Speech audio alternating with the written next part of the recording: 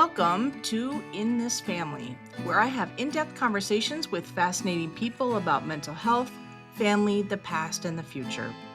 I'm Dr. Michelle K. Murray, President and CEO of Nexus Family Healing, a licensed marriage and family therapist, and your host. In This Family is presented by Nexus Family Healing, a national nonprofit mental health organization who helps youth and families heal from trauma and complex mental health challenges. We believe every child is worth it and every family matters. One of the best things you can do for your own mental health is to take a look at what runs in your family. Is there a history of depression, bipolar, or even psychosis?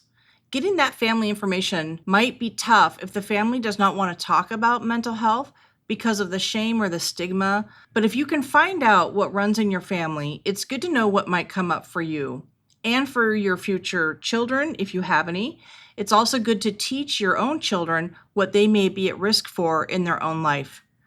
Bill Corbett is in his 60s and was raised in Brooklyn by a family that certainly had mental health issues, but one where that topic was never discussed. Mental health just was not recognized.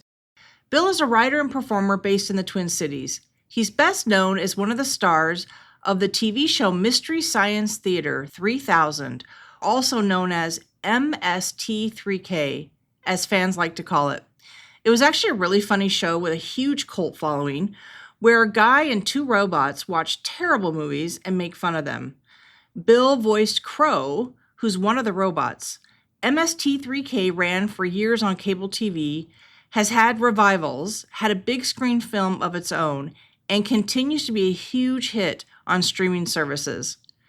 Bill is also a screenwriter and a founding member of Riff Tracks, which is the same idea as MST3K, but now he just gets to be himself and not a robot. So Bill's known for making wisecracks and telling jokes, but in our conversation, he went to some pretty deep places about his parents, his own children, and about his own issues with anxiety and addiction that have echoes through his family history. And just to let the listener know, this interview does contain mention of suicide. Hi, Bill Corbett. It's great to have you on the show. Thank you, Michelle. Great to be here. I wondered if maybe you could start by explaining any mental health that you have in your family, both your family growing up and then later we'll shift to your immediate family. You know, because I am of a certain generation, I'm over 60, and there just wasn't a lot of declared mental problems, at least in my socioeconomic cultural milieu. So I can only guess. I do know there was a lot of alcoholism, and that's kind of where it showed up the most, I think, in our family. Looking backwards, I could say my dad was probably could have benefited from a lot of help that he didn't get in terms of anxiety and depression. My mom is maybe a different story. She was the child of a severe alcoholic, so she probably could have used all number of 12 steps programs or some help. I don't know. Let me just ask a couple questions about that, because as you mentioned, generations are all so different in how we talk about these things and what's been safe, what's okay to talk about, what we just don't even really know. I like to think that our education's getting better when it comes to substance use and mental health. I think we still have a long way to go. But even when you think back to substance use issues among your parents, do you have memories of that growing up? Yeah, although I have to say, and I hope I'm not getting too defensive of my parents here, they were not too far gone with, drinking. I think my mom kind of saw what happened to her family.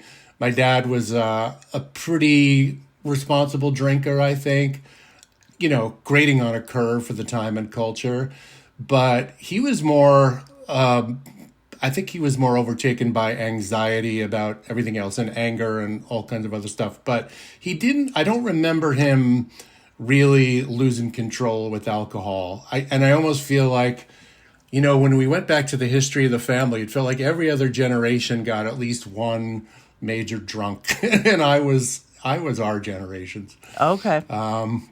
But that's not to say that my brothers and I didn't come from the same basic alcohol centered culture. It was the place where you could be a little more out of control and, show feelings one way or another, good, bad, or indifferent. And, that's what a lot of social life was based around, and anticipating, like, when we get together tonight, we're just going to get so drunk. And it seems sad now in retrospect, but it was such a focal point. It's kind of crazy. Well, maybe we just start there, because certainly I think it's a good thing to hear that your parents, that wasn't a big part of, maybe some of the issues. And I don't know if you want to talk about your dad's anxiety at all. I didn't like him growing up. We didn't get along, but that is not necessarily a mental health issue. Right. We came to bury the hatchet in later years. He was just a very anxious and, like a lot of parents at the time, they used corporal punishment, both my parents. And I know it has a whole different frame around it now, thank God. And I've just, avoided it even at my worst with our kids, even when I felt it. But I did gain some sympathy for the feeling of like, oh, I don't know what else to do.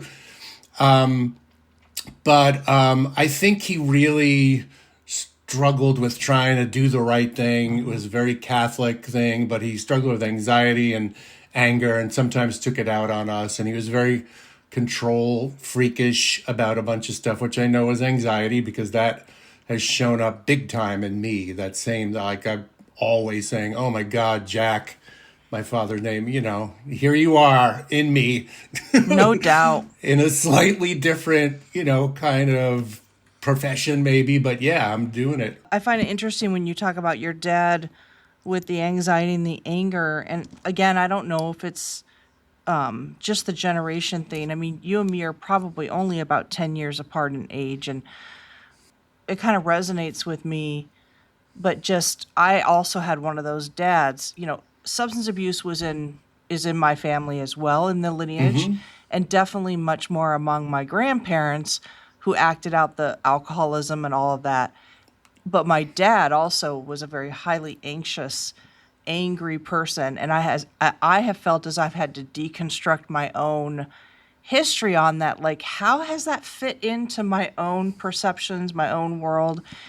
Do you think that there's any part of, like, your dad's anxiety, anger that kind of showed up for you the most when you were younger? Yeah.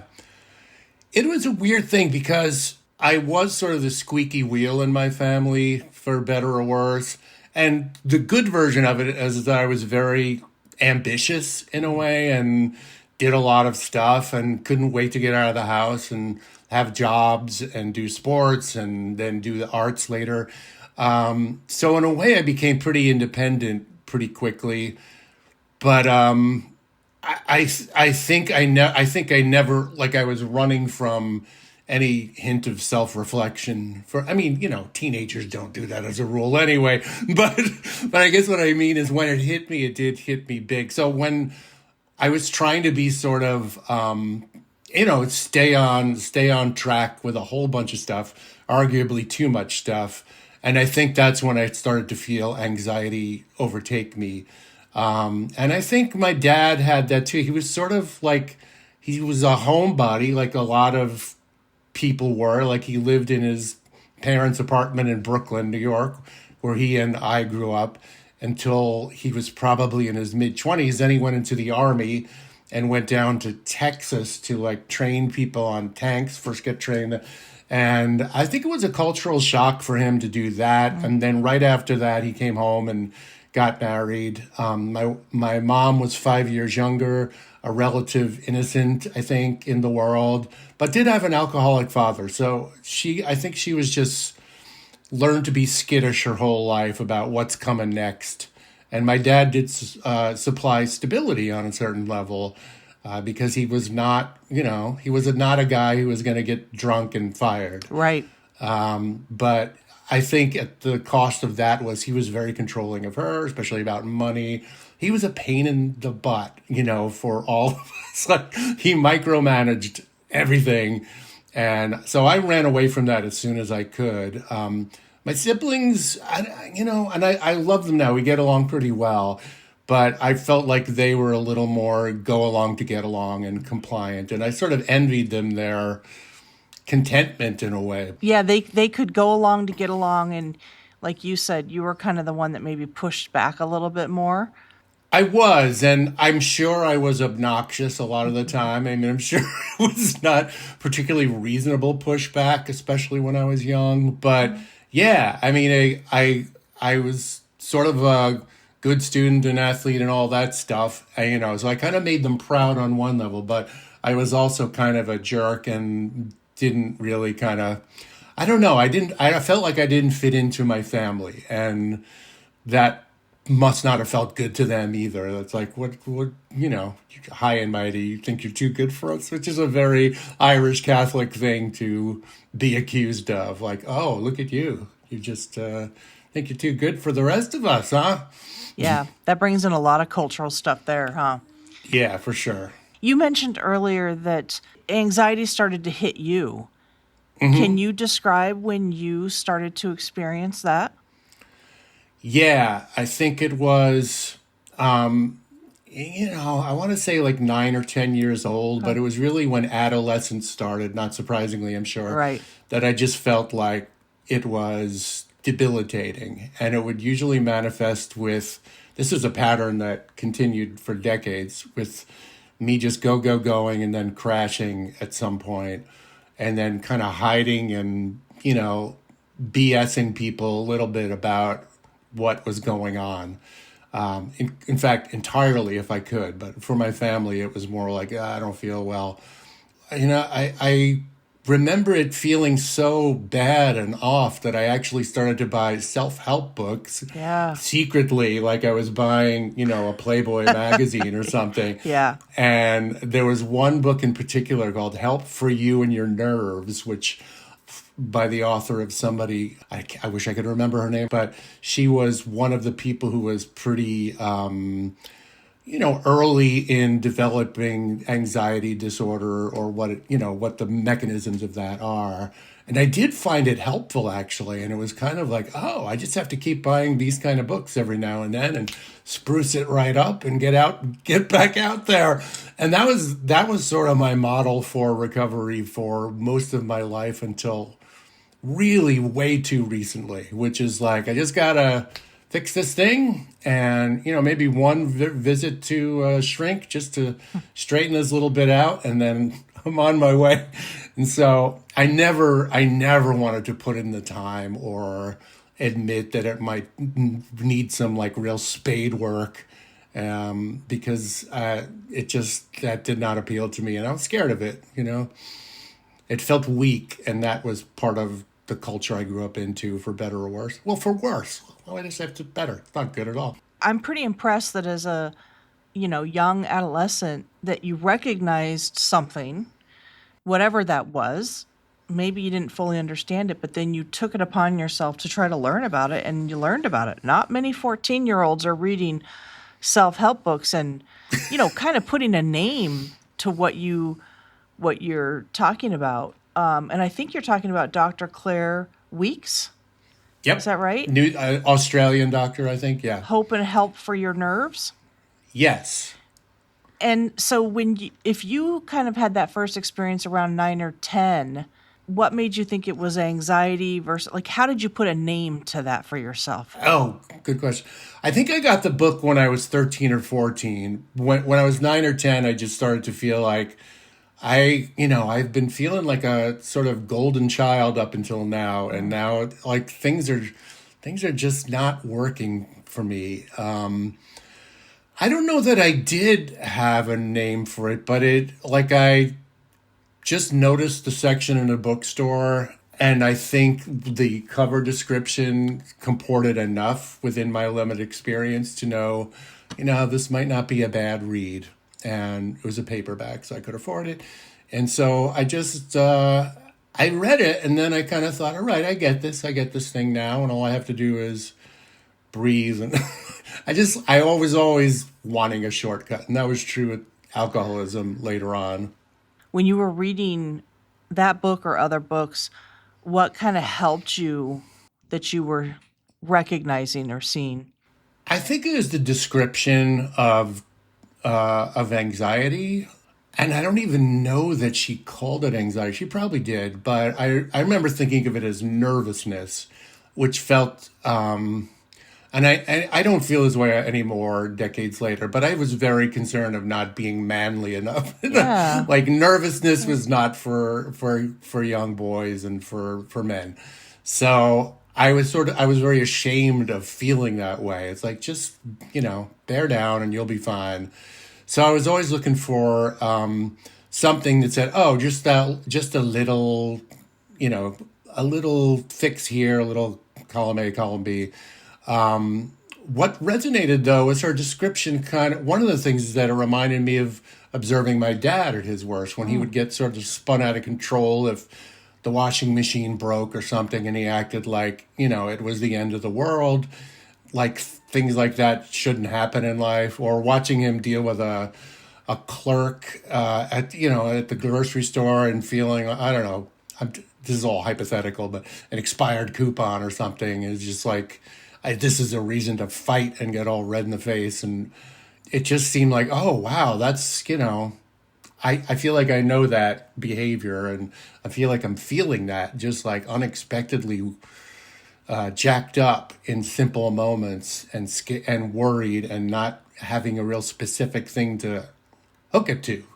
And do you have any recollections or specific memories for yourself when you were feeling that way and you were just sort of like, wow, this is a little much?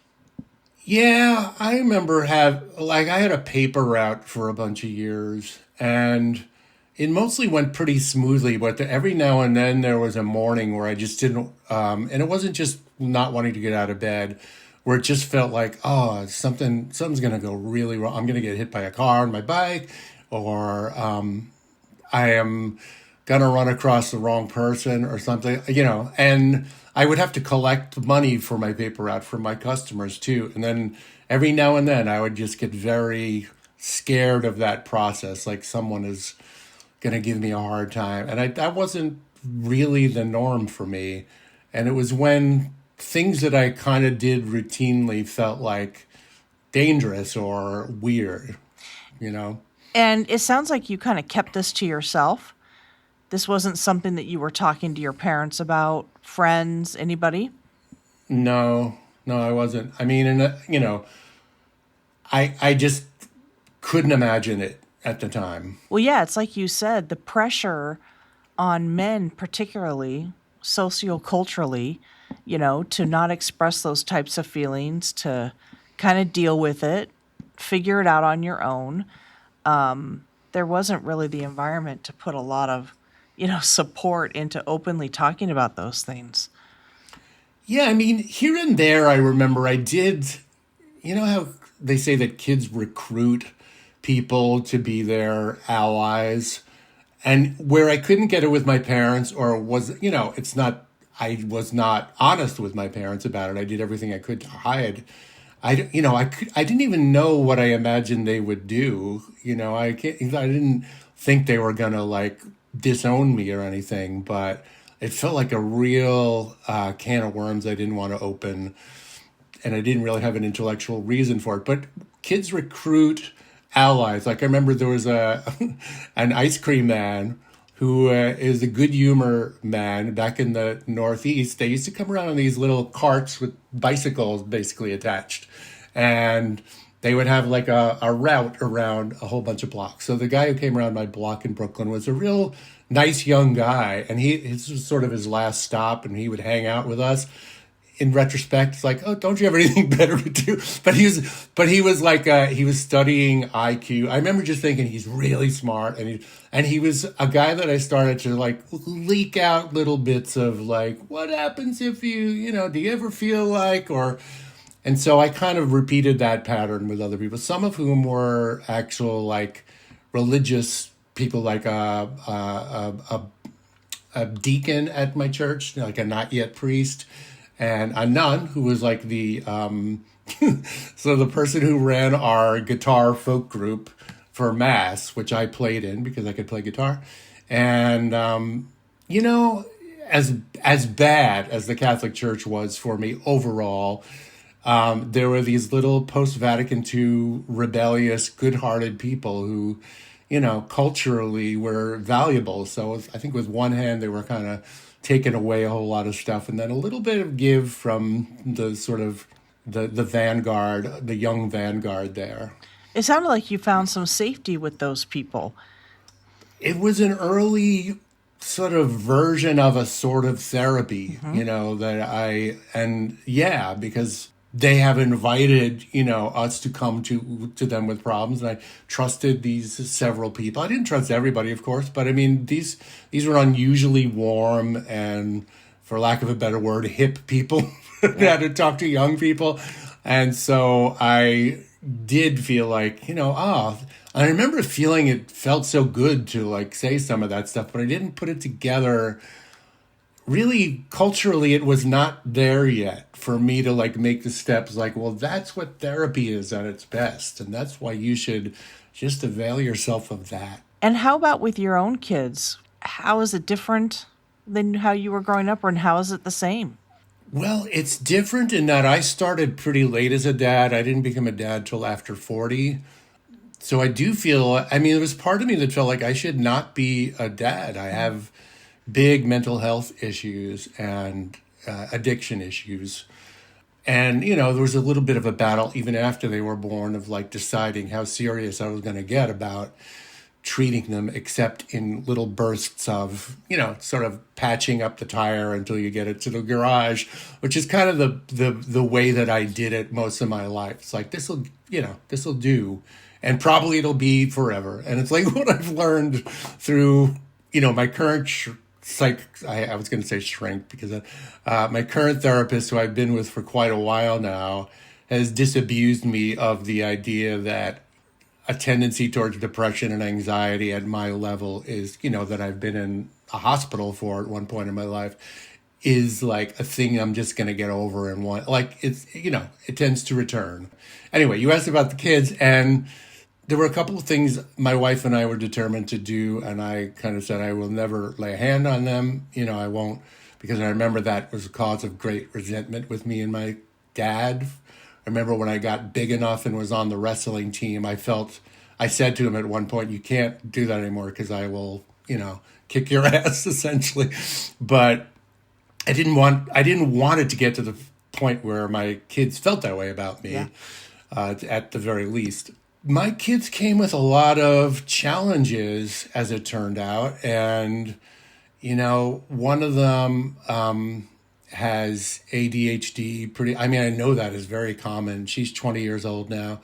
My younger kid really struggled and had to go to, you know, children's mental hospital for a little while, I don't know what to call it, unit or something like that for a couple of times. Like an inpatient hospital? Inpatient, okay. Yeah, for a couple of days at a time because of issues in school and out of control and just crashing and feeling horrible and feeling, you know, suicidal at times. She later turned out like she knew that she was trans, and that treatment for that, you know, to sort of help her along with that has helped somewhat, but not, you know, obviously that's not just the cure. But I'm happy to report, I mean, just to skip to the end, like both of them are doing much better now. And I think getting through adolescence, having some stuff stabilize, getting through COVID, which was really just unwound so many kids I know. But they were like right in that demographic that got, you know, it just sort of like unwound their social normalcy. As far as my relationship with them goes, I love our relationship. Good. For the most part, I had to examine some old latent fears and prejudices about a trans kid. Yes. And, you know, theoretically, I was fine with it, having grown up and, you know, having spent so many years in the arts. It's like, that's not a big shocker to me. But it was different when it's like, oh, I have my own little perfect set of boy and girl, and well done, and then one of them, and then I had to face like, oh man, I kind of wanted to have a son who, and a projection of me out there in the world. Yeah. But all in all, like I couldn't be prouder of them and I owe my wife a lot for her compassion in, dealing with them as well. When it comes down to it, you're very engaged in your own helping process right now. Mm-hmm. So kind of work backwards. You had mentioned earlier that it kind of started at a young age, and I'm assuming you're talking about your drinking because you mentioned the anxiety. Do you want to kind of start there? Like when did the drinking start entering in for you? I mean, there was like an open invitation in my family, culture, neighborhood to start as early as you want, kind of,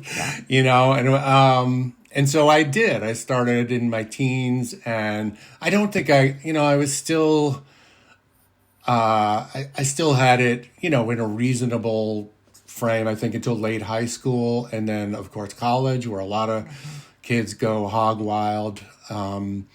So it just got to be more and more of a thing that I looked forward to. And I know, in retrospect, a lot of it was self-medication, as they call it, just to make the feelings of anxiety and rumination go away. And then that led after school to cocaine use, which I unfortunately had like a really fun boss for a while who thought it would be really cool to just go out on the town with me and start doing cocaine. And I really loved it. I loved it, loved it, loved it. It was insanely powerful. And it made me crash so hard that I feel like I really like took another step into a bad mental health place as a result of that, because I actually started to feel like at that point I was having ideation of bad things happening. Maria Banford has mentioned about this phenomenon, intrusive thoughts or thoughts that you don't want. But I actually got into very specific scenarios. A lot of it was about big things that were going to happen. Like when I crashed out from months of cocaine once, and really literally because I couldn't afford it, I just said I have to stop spending all my money. I came back and I was convinced, like, one night that we were about to have a nuclear war. And I was so convinced of it. It was like I have been given a secret truth. And, that was a real thing, especially at that point in history. I mean, it's not really gone away, but it's really like there is the quantum possibility of all kinds of bad things happening. But there's also me being sure that I have a secret, like, message in my brain somewhere that, it is going to happen. And that became a theme for me for quite a while of like, well, maybe not a nuclear blast, but when I was in LA years later living there, I thought, oh, the big earthquake is going to come like any day now. Yeah, because what you're describing it's not the same as like having delusions or hallucinations. It's not that. You're really talking about kind of a deep-seated anxiety that something horrible is going to happen. And you get your mind there, you can see the possibilities, you can see it playing out in your mind, and it can be really overwhelming, to be that convinced of something, but to feel the worrisome and the anxiety at that level can be very real for people. It was, and it seems crazy for me to think of it now because I don't really go there. Even with the terrible stuff happening in the world politically and whatever else, I am not prone to blowing it up into world size like I was for about a decade and a half. And that is the thing that landed me in, as an inpatient for a while, that I just felt like I cannot deal with. I feel like a mad prophet. And then, but there was a part of me that knew that I absolutely was not that. And I was just toggling between the two thinking, but what if I'm right? But what if? So I had to realize there was a connection between that catastrophizing and blowing stuff up, from the little to the like car accidents to New York is going to get struck by an earthquake or something. Can you tell me about an incident that led up to you going inpatient? I was on this TV show and we were doing a press tour in New York. I mean, what the reference I just gave was a very specific one, actually. And I was really in a not good time mentally. It was weird. It was one of the happiest times in my life. The work was great, the money was very good, and everything was lovely on some level. And we were doing a press tour in New York, and we were going to go to the Museum of Broadcasting and do like a panel there. I had to tap out because I was walking around New York thinking that buildings were going to fall on everybody and that I couldn't tell anybody because it sounded too crazy. And yet I wanted to warn everybody. And that's how far gone I got. So I said, I have to go home. So I wound up, apologizing to my colleagues, went home and kind of made a beeline to Abbott Northwestern Hospital and said, I feel like I'm going to hurt myself or somebody if I don't do so. So I spent, time there for a while. And it did calm me down a little bit. I repeated that a couple of years later in a smaller scale. I was in a hotel room in New York just thinking, I have got to do something. I don't know what it is, but I've got to tell the world the truth. But there was a bigger envelope around that was just like, no, you're really not well. That is some other part of you talking. And that day that you spent in the hotel room, was there a particular thing that occurred, or you just kind of got to that place? Can you say more about that? I think I had worked myself up so much to thinking, and I did a lot of research to sort of reify my crazy ideas back then, which is what I think it's why a lot of people are driving themselves batty on the internet now, because you can always find support for your. So I could do that. I was like, oh, New York does have a fault line. It's under Second Avenue, where they're building the subway tunnel. Do they know? And so that's the level of, I don't know, delusion of grandeur is one thing, but also a side awareness, almost parallel, that was like, no, this is you really spinning out and you're not able to handle stuff. So I really didn't express it to anybody, but I was kind of, keeping a lid on it. And that was crazy making in its own way. So it seems like you've had a lot of those pivotal moments. You've been sober now for many years, correct? 15 years. What became the pivotal moment for that decision? Well, I am very proud of 15 years of sobriety. It's been absolutely what I needed. I mean, it's been unabashedly good. But I will say it took me a long time to get there. I mean, I had been sober and then relapse, or sober, or talked myself out of it. At one point I was like, I've been sober for 6 years. I'm a different person now. I'm calmer. I'm older. I can have a glass of wine, or I can have a good beer instead of 12 Budweisers. But that was not true, as it turned out. The pivotal moment was me driving for my work. I would go to San Diego once a month and, record stuff basically as a voice actor. And I got used to being around there, but we also had there was a nice beer scene there at the time. And I had to convince myself I didn't need sobriety anymore, to the degree that, 100% anyway. But I found myself driving drunk again in a town where, I didn't have a license. And knowing that I had two pretty young at the time kids at home just kind of did a scared straight on me. And so that was it. What shifted some of the deeper levels of anxiety for you? Treatment, going to therapy regularly. When I really got bad at one point, I was still kind of trying to do it without a net. Like, even when I did therapy, I was not taking I wouldn't.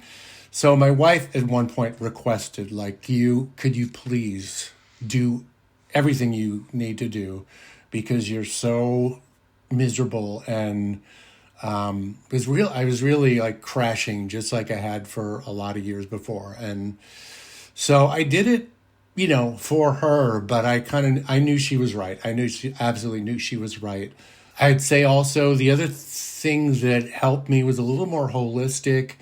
The one thing that I had always done was exercise. I thought if you exercise enough, because I remember early on I saw a psychiatrist who gave me an early attempt at a prescription, which I ran through and never renewed. But I remember him saying, well, exercise is the equivalent of, meds. Like if you do, so what he was saying is do both. But what I heard was I can do this instead of. Yeah. So that always helped me, I think. And it still does. I try to be a little less fanatical about it now and just realize like good, steady, movement is better than, going hard and twisting your ankle or something. And then like just everything in moderation. I meditate. I still meditate, which I started even in the middle of all the bad stuff. I think that was a bit of a lifeline, which is to remember to just, and I don't really even have like an ideology. It's just like purely like breathing, listening to soft music, very new agey stuff. That's great. What's some of the most important things that you've learned about yourself through your therapy process that's been the most helpful? To some degree or another, you're going to be dealing with a version of this your whole life. You're not going to just have a cure from a particularly good workout or even like, a year of therapy plus that was the bargain thought I was striking all those years. If I'm a good, patient and I deal with it for a while, that should hold me. I will know how to be cured. And it just doesn't work that way, at least for me. And she was saying it does not work that way in general. It's just a proclivity you have genetically. So you stay with it. One of the things I like about my therapist is that she is very compassionate, but she's also very blunt. When we talk about family stuff, I get about 2 sentences deep into, talking about my parents. And then I feel compelled to say, but they weren't that bad. They never really like beat me with a broomstick or whatever. And she's just like, stop it. Like, you don't have to, nobody is saying we have to blame anybody. In fact, you tell me you ended it with in a pretty good place with your parents after all is said and done. So know that that's the ending of the story. And, we're just going to talk about what happened then. And you don't have to keep coming back to me with, they deserve some credit for, I don't know what the compulsion is there, but I just don't want to feel like I'm blaming others. We talked a little bit about your children and their growing up and some of the struggles that they had or that you at least made reference to. Were there particular things that you were doing as a father when you could see that they perhaps were going through some challenges that you purposely did differently than what you experienced growing up? Yes. But I will say that I was caught by surprise at how knee-jerk I was until I learned to be otherwise. Yeah. Children, very frustrating little beings, can push your buttons so bad.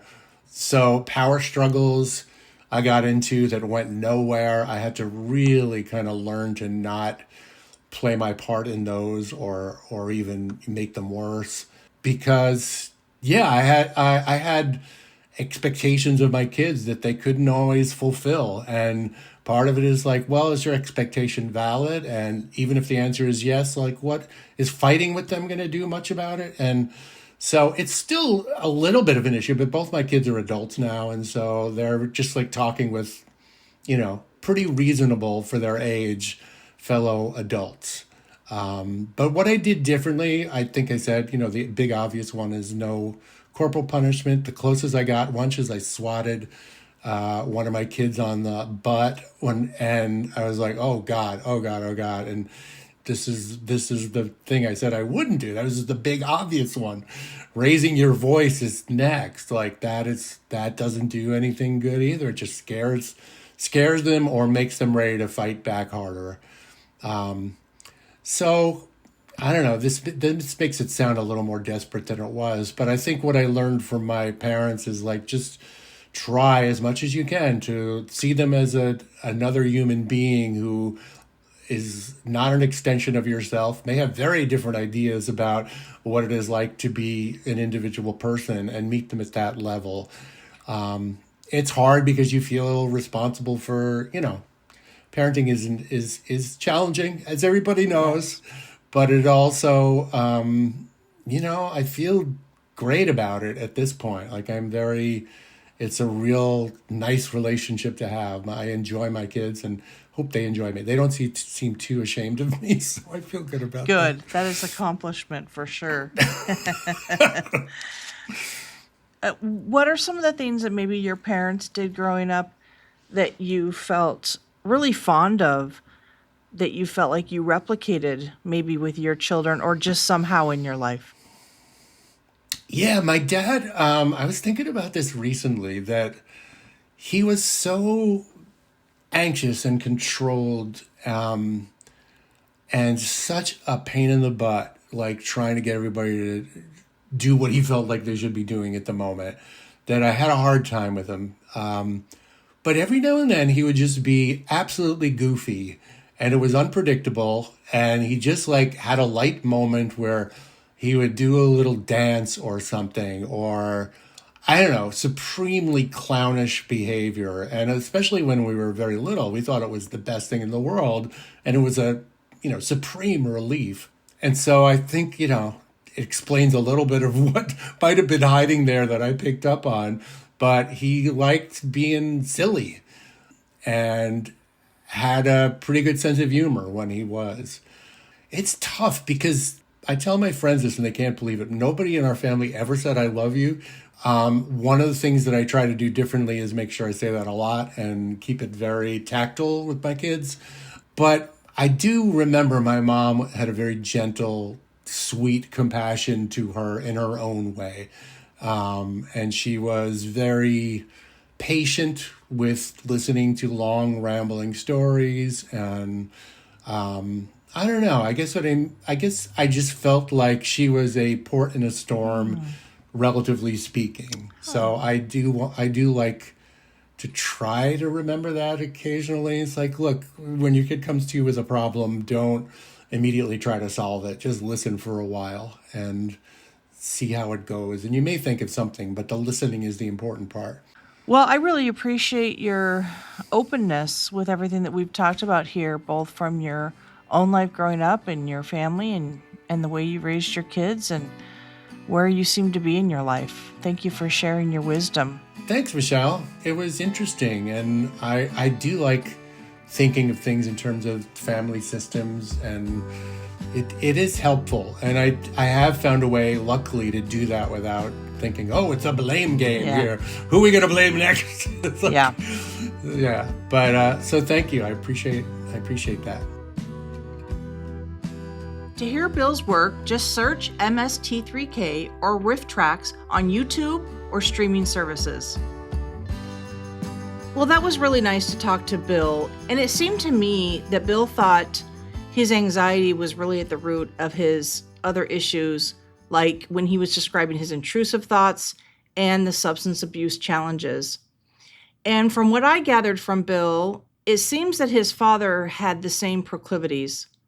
And I point this out because often mental health is intergenerational, and it is really important to try to learn about your own family of origin to see what types of mental health issues might be playing a role in your family that may be also reflecting in some of the same things that you are dealing with.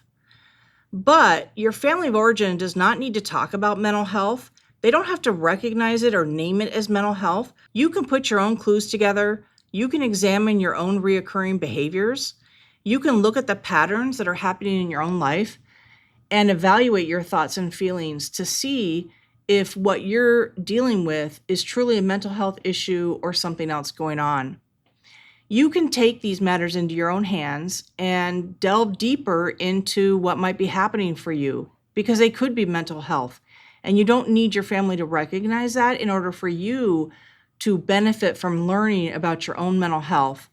What I was really impressed by about Bill is even at the age of 14, he could see that something was going on for him, and he took it upon himself to learn more about that and went and bought books about anxiety to try to understand it. He didn't have the support of people recognizing that around him, identifying it. He took that matter into his own hands. And what I also appreciated what Bill mentioned is that he could recognize that you can't just do therapy one day. You can't just identify interventions as a one-day event or a one-time thing. It really is a process over a lifetime. And he could recognize that when he tried to approach his mental health issues as just finding a quick solution, he quickly learned that that was not effective and didn't work. Mental health is something that we really do want to be able to recognize and see for ourselves that it will be a lifetime issue. We do have to work on it. We are going to learn something new about our mental health as we continue to learn about what's happening in our life and what it means for us. There aren't quick fixes. There aren't magic pills. There aren't special interventions. We really do have to delve into learning about our own mental health, what works for us, where we need to intervene, and how we can get the support that we need to continue to confront those issues. Bill had some really interesting stories about the intrusive thoughts that he had that were related to his anxiety. And it's pretty rare to hear from somebody with that level of intrusive thoughts, being able to recognize when it occurs and then actually being able to stop himself from acting it out. When he described wanting to warn people about destruction coming, he was able to stop himself and say, whoa, I'm taking this too far. I can't go out there and tell people. I know that this is a problem. And that was one of the very pivotal moments for him when those occurrences would happen, where he was able to identify it, stop himself, and then go get help. The other thing that I recognized with Bill that I saw as a real show of strength was he really was intentional about breaking the cycle of corporal punishment that he experienced from his father in particular.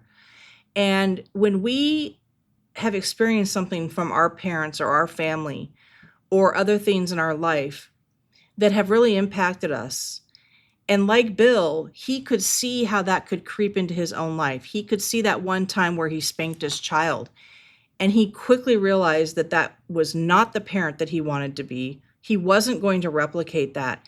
And that is really an example of what we refer to as breaking the cycle. Being very intentional about saying, I'm not going to repeat this behavior. And that will do wonders for his children, because now that is not something that they have to worry about breaking. They can focus on their needs and other things that come up for them. I also appreciated that Bill had struggled with a father that was controlling and had a lot of anxiety and tried to dictate a lot of the things that Bill and his siblings did. And he could see in his own children and his own parenting that he also tended to want to do that, because children can be very challenging, as he mentioned. But he also recognized that his children are their own people, that he just simply needed to be a parent that was there guiding and providing structure and support. And he used the terms listening. If we just listen to kids, we can learn a lot. His children were not an extension of him. They are different and their own people, and he needed to respect that. And I hope that we can all do that for our children. In This Family is produced by John Moe, and music is provided by Jeremy Messersmith. You can learn more about Nexus by visiting nexusfamilyhealing.org. Thanks again for listening. If you enjoyed this episode, I hope you recommend In This Family to your family and friends, post about us on social, and leave a rating or review. It would also be great if you would subscribe. I'm Dr. Michelle K. Murray. See you next time.